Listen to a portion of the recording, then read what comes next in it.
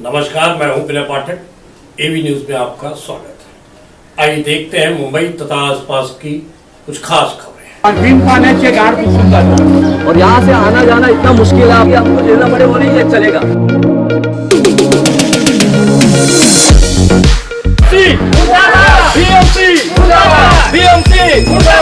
धारावी संग्राम नगर मूलभूत सुविधाओं के अभाव से जूझते लोग, जहां आज हम बात करेंगे मुंबई के धारावी के वार्ड 183 के अशोक मिल कंपाउंड के संग्राम नगर इलाके की, जहां की जमीनी हकीकत कुछ और ही कहानी बयां करती है।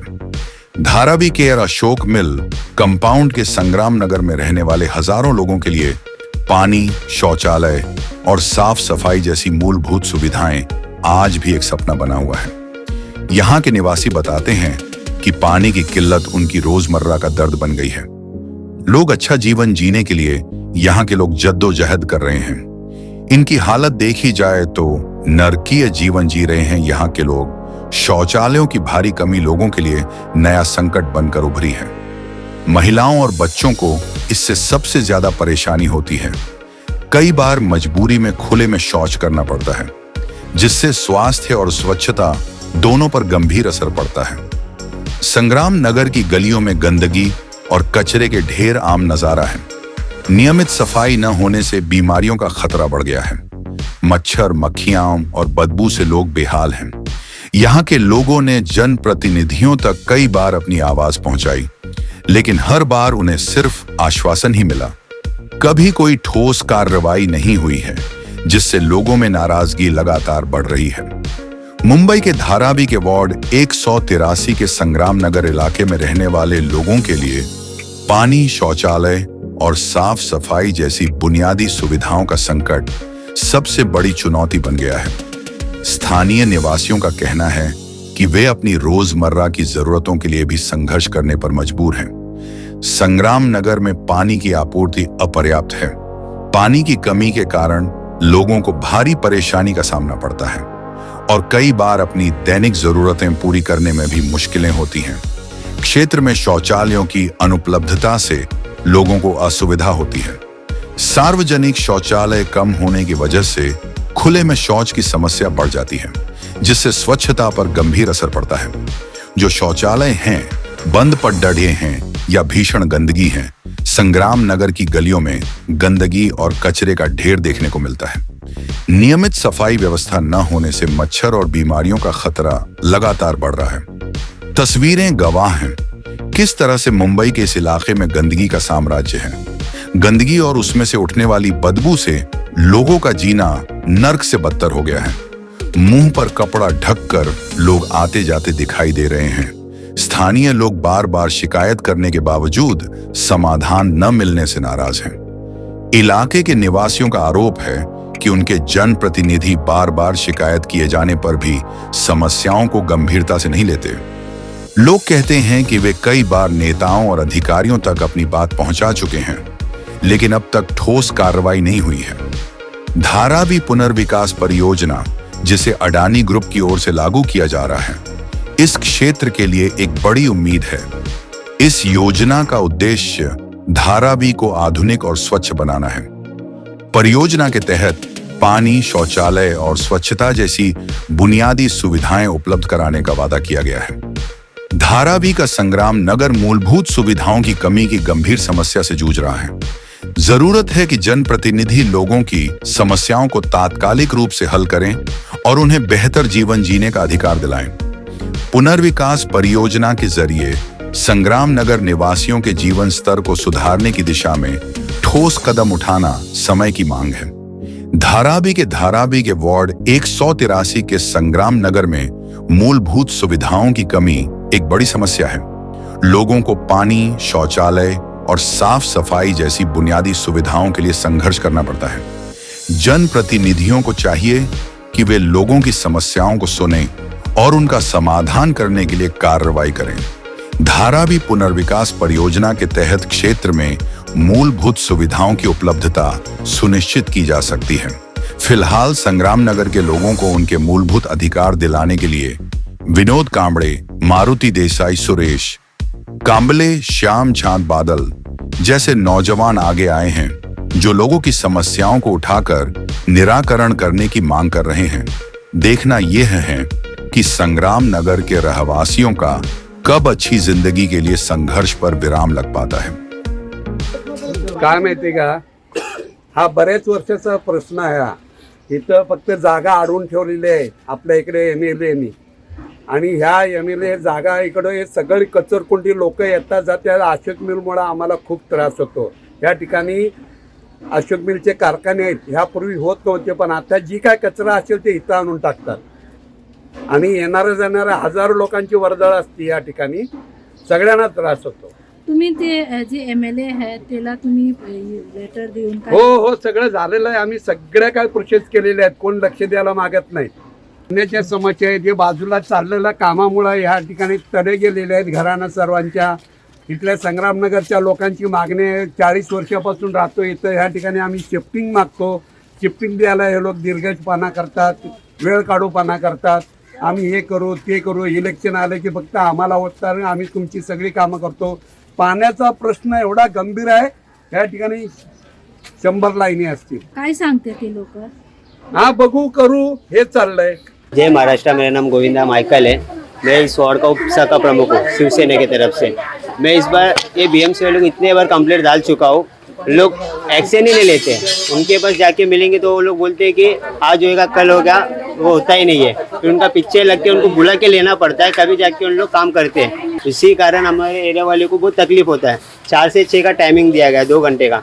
2 घंटे में 1 घंटा तो वेस्ट ऑफ पानी हो, मतलब पूरा पानी गंदा ही आता है पूरा 1 घंटा, और उसमें भी कितना भरने का मौका ही नहीं मिलता है। 1 घंटा मिलता है 5 से 6, उसमें ऊपर नीचे सबका रूम है, तो वो लोग कैसे भरेंगे? उसमें बहुत तकलीफ होता है और गंदा पानी तो बहुत होता है। क्या कहेंगे, इतनी भीषण गंदगी है और पूरा निकलना मुश्किल है। लोग, बच्चे, बूढ़े, जवान सभी निकलते हैं। यहाँ पर काफी टाइम से यही प्रॉब्लम है कि यहाँ साफ सफाई नहीं होती है और ये BMC वाले लापरवाह लोग हैं। हमारे पूरे वार्ड में जगह जगह पर गंदगी है, ये BMC वाले आके ध्यान नहीं देते हैं। ये लोग जहाँ पर इनका झोल झाल है वहीं ध्यान देते हैं, या अगर इनको पैसा देके कराओ तो ये करेंगे, ये फ्री में नहीं काम करेंगे। यहाँ पर ये इतना रनिंग गली है और यहाँ पर इतना कचरों का पहाड़ बन गया है, जैसा ये डंपिंग ग्राउंड है। ये BMC वालों को शर्म नहीं आती है, ये यहीं से घूमते हैं BMC वाले। पर अभी ऐसा है कि BMC वाले को पैसा दो और अपने टुकड़ा साफ करा के लो, या कोई फ्री में काम नहीं करेगा। बहुत परेशानी झेलनी पड़ी। लगभग मैं यहाँ पे 7 सालों से रह रही हूँ इस एरिया में। कचरे की वजह से इतनी प्रॉब्लम हो रही है, बच्चे बीमार हो रहे हैं, डेंगू मलेरिया। हम खुद इतने सालों से यहाँ पे रह के बीमार हो रहे हैं। कंप्लेंट डालने पर BMC वाला कोई सुनता नहीं है। मैंने 3 बार कंप्लेंट डाला है, बोल रहे हमारा काम नहीं है, वो दूसरे को बोलो, आप इधर जाओ ऑफिस में, ये हमारा नहीं है, आप दूसरे को बोलो। यहाँ पे मैंने खुद यहाँ पे जो कचरा डालता मैंने उनको बोला, तो बोल रहे ये हमारा काम नहीं है। कचरा उठाए यहाँ से, गटर से उठा के वहाँ डाल दिया, बोल रहे ये यहाँ से वहाँ नहीं जाएगा, हमारा काम नहीं है।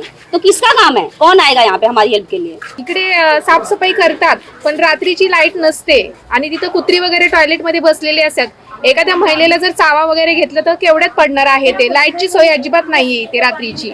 इकडे हे तर पूर्ण म्हणजे बंदच केलेलं आहे। इकडे जातो आम्ही, बाजूला आहे, इथे स्वच्छता करतात पण रात्रीची लाईटची सोय नाही अजिबात। बिल्डिंग्स बने हुए हैं, वहाँ पर अंदर अगर आप जाओगे ना तो ऐसा सिचुएशन है कि इतने सारे टेम्पो लगे होते हैं ट्रांसपोर्टेशन के, आपको बाहर जाने मिलेगा नहीं। और यहाँ पर एक स्कूल था, वर्षा गायकवाड़ का स्कूल में कॉलेज का जो हेडमास्टर था वो छत से नीचे गिरा, टेम्पो के बाहर जाने तक का समय नहीं मिला, इसलिए वो जगह पे मर गया। वो ये कंडीशन है, तभी भी उनको कोई एक्शन लेना ही नहीं है। और उनको पानी सप्लाई भी देना है, गटर वैसे के वैसे छोड़ना है। और जब से देख रहा हूँ यहाँ पर प्रशासन जो है इनकी वर्षा गायकवाड़ और उससे पहले उनके पिताजी का यहाँ पर पहले से वो MP और MLA बनते रह रहे हैं। और आज हम लोग जहाँ पर कैमरा आप देख सकते हो, पीछे जो स्कूल्स है और एक हॉल है, वो जबकि वो खाली जगह था, वहाँ पर वर्षा गायकवाड़ ने एक स्कूल बनाया है, एक हॉल बनाया, और उसी के अंदर आज कचरा इतना गिरता है कि हम लोग चलना फिरना मुश्किल हो गया हम लोग। और जब भी हम लोग ये कंप्लेंट लेके जाके वर्षा गायकवाड़ या फिर कोई भी कांग्रेस के नेता या फिर जो नगर सेवक उनके पास जाते हैं, तो उनका एक ही कहना है कि भाई संग्राम नगर जो है वो वहाँ से हमको वोट्स नहीं मिलते हैं। तो मैं आपके तरफ से ये पूछना चाहता हूँ, आपके माध्यम से पूछना चाहता हूँ कि बूथ लेवल से अगर उनको वोट्स मिलेंगे तो ही वो काम करेंगे क्या? या फिर वो काम नहीं करेंगे। जब भी हम उनके पास कोई रिक्वेस्ट लेके जाते हैं तो सीधा बोला जाता है कि भाई हमको वहाँ से वोट्स नहीं मिलते, इसलिए हम लोग वहाँ काम नहीं करेंगे। आप यहाँ देखिए, इसके यहाँ से लेकर कम से कम 500 मीटर तक यहाँ पर जितने भी बिल्डिंग्स बने हुए ये सब अनधिकृत है। और दूसरा पॉइंट ऐसा है, जितना भी पानी का लाइन, छेका लाइन ये संग्राम नगर के लिए आया था, उसमें ये सब संग्राम नगर का पानी सब अशोक मिल वाले ले रहे हैं। और उनको क्या नाला का पानी से भी गंदा पानी है। पूछना चाहता हूँ, क्या झोपड़पट्टी में रहने का हम लोग को ये है कि क्या हम लोग सड़ के मर जाना है क्या? देखिए, मेरा नाम श्यामचंद सामेल बादल है, मैं संग्राम नगर में रहता है। इधर पानी का व्यवस्था नहीं है। सब अशोक मिल कंपाउंड के अंदर बड़ा बड़ा 3-3, 4-4 माला बड़ा बड़ा कारखाना बनाया। वो कारखाना वाले सब है ना चोरी का नल ले लिया और बीएमसी वाले ही वोल मार के देता है। मैं यहाँ पे जब यहाँ की परिस्थिति जानने के लिए मुझे हमारे महामंत्री श्री श्रवण गोडसे ने जब बुलाया, तब मैंने देखा यहाँ पर कि यहाँ की जो स्थानिक परिस्थिति बहुत बिकट है। बहुत ही ख़राब स्थिति में लोग यहाँ पर अपना जीवन बसर कर रहे हैं। यहाँ पे अनेकों प्रश्नों की समस्या है, जिसमें से सबसे पहले पानी की समस्या, उसके बाद संडास का जो प्रॉब्लम है उसमें सबसे बड़ी समस्या है।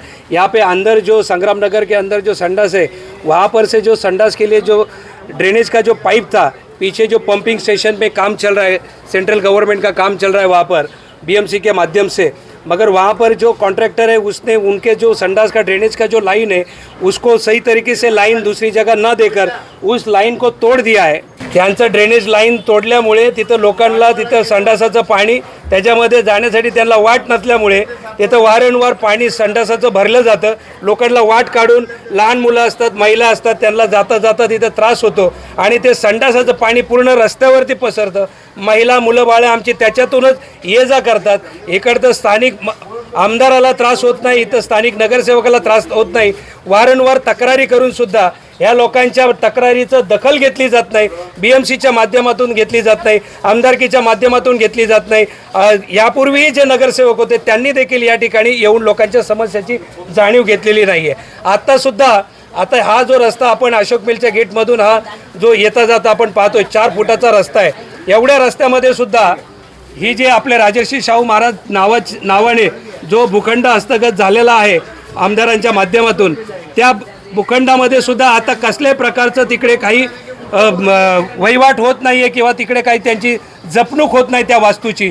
त्या ठिकाणी अशोक मिलमधून येणारी जी लोकं आहेत, जे कारखानदार आहेत, त्या ठिकाणी येता जाता कचरा टाकतात आणि अशा प्रकारे कचरा टाकून तिकडे डम्पिंग ग्राउंड झालेला आहे आणि तो कचरा ह्या एवढ्या 4 फुटाच्या रस्त्यामध्ये मध्ये येऊन अतिशय घाण रस्त्यावरती येते। आता ही शाळेची मुलं जी चाललेली आहेत त्यांना सुद्धा चालताना त्या कचऱ्यातून जावं लागतं। पाऊस जर पडला तर त्या पावसाच्या पाण्यातून अनेक नाना प्रकारचे आजार तिथे उद्भवण्याची मोठी प्रमाणाची शक्यता असते, ती नाकारता येत नाही। मलेरिया, टायफॉइड वगैरे अशा प्रकारचे घाणीच्या प्रादुर्भावापासून यांना इथले आमचे स्थानिक लोक त्रस्त आहेत। प्रत्येक महिलांच्या चेहऱ्यावरती चीड आणि तुम्हाला काळजीच वाटेल की इकडची जी परिस्थिती आहे त्याच्याबद्दल त्यांना अतिशय ते हतबल झालेले आहेत की महानगरपालिकेचे कर्मचारी सुद्धा 50 वेळा सांगून सुद्धा इथं वेळोवेळी येऊन कचऱ्याची ते उठाठेव करत नाहीत। त्याच्यामुळे आज आम्ही इथे बीएमसीच्या अधिकाऱ्यांना बोलून या ठिकाणी कचरापट्टीतलं जे काही तिकडे जे डम्पिंग ग्राउंड झालेलं आहे कचरा टाकून ते साफसफाई करण्याचं आम्ही त्यांच्याकडून करून घेत आहोत आणि याच्यानंतर यापुढे त्या ठिकाणी कचरा टाकता येऊ नये याकरता आम्ही त्यांना पुढील जे काही आदेश किंवा जी काही कारवाई करण्याकरता जे काही शाळेचा जो कोण त्याचा अथॉरिटी मेंबर असेल त्या व्यक्तीला या गोष्टीबद्दल माहिती देऊन पूर्णपणे ते गेट बंद तरी करा, अन्यथा तुम्ही तिथं काहीतरी वहिवाट करून तुमचं ते संगोपन करा त्या शाळेचं अथवा त्या जागेचं। परंतु त्या ठिकाणी यापुढे जर कचरा टाकण्यात आला तर स्थानिक लोक बीएमसीच्या कर्मचाऱ्याला धारावीमध्ये कुठे फिरू देणार नाही असं मी आपल्या माध्यमातून आपल्याला सांगू इच्छितो। याच्या पुढे धारावीकरांना आणि संग्रामनगरच्या रहिवाशांना अशा प्रकारचा त्रास होता कामा नये, कारण गटरापेक्षाही घाणीमध्ये त्यांचं जीवन बसर होतं आहे। मी आपल्या माध्यमातून एवढंच सांगू इच्छितो की जनतेचा त्रास जर तुम्ही बघत नसाल तर जनतेकडे परत वोटिंगसाठी भीक मागायला इकडे येऊ नये आपण, कारण जनता तुम्हाला निवडून देते, तुम्ही केलेल्या वाद्यांमुळे ते येतात, तुम्ही मतदान मागताना त्यांचे पाय पकडतात, म्हणून हे गरीब जनता, भोलीभाली जनता तुम्हाला मतदान देते आणि मतदान दिल्यानंतर तुम्ही 5 वर्ष त्यांच्याकडे डुंकून सुद्धा पाहत नाही। अतिशय वाईट गोष्ट आहे। जर तुम्हाला जर त्यांनी निवडून दिलेला असेल, तुम्हाला मतदान करू अथवा न करू, पालक म्हणून तुमचं कर्तव्य आहे की या ठिकाणी येऊन लोकांच्या समस्या तत्काळ तुम्ही सोडवल्या गेल्या पाहिजेत. हे बाथरूम बाजूलाच आहे. हे बाथरूम किती दिवस झालं बंद आहे. या ठिकाणी लाईटची व्यवस्था नाही आहे, या ठिकाणी पाण्याची व्यवस्था नाही आहे, या ठिकाणी ते दरवाजे आहेत त्याची व्यवस्था व्यवस्थित नाही आहे. एवढ्या ठिकाणी महिलांनी कसं जायचं बाथरूमला? एवढे मोठे प्रश्न प्रलंबित असताना सुद्धा जनतेचं इथं वाली कोणीच राहिलेलं नाही. त्याच्यामुळे स्थानिक नागरिक आणि आम्ही आता या लढ्याला पूर्णपणे तोंड देणार आहोत आणि या लोकांच्या समस्या सोडवण्यासाठी आम्ही तत्पर आहोत. टीवी न्यूज में अभी तक की खबरों का सफर करते हैं समाप्त.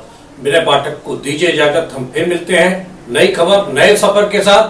चलते चलते गुजारिश, विनती, अनुरोध, यदि आपके आसपास कोई समस्या है या कोई घटना घटित हुई है और आप उसे हम तक पहुंचाना चाहते हैं तो हमारी स्क्रीन पर दिखाए जा रहे नंबर पर सीधे संपर्क कर सकते हैं. साथ ही आपसे विनती, हमारे चैनल को लाइक शेयर सब्सक्राइब करना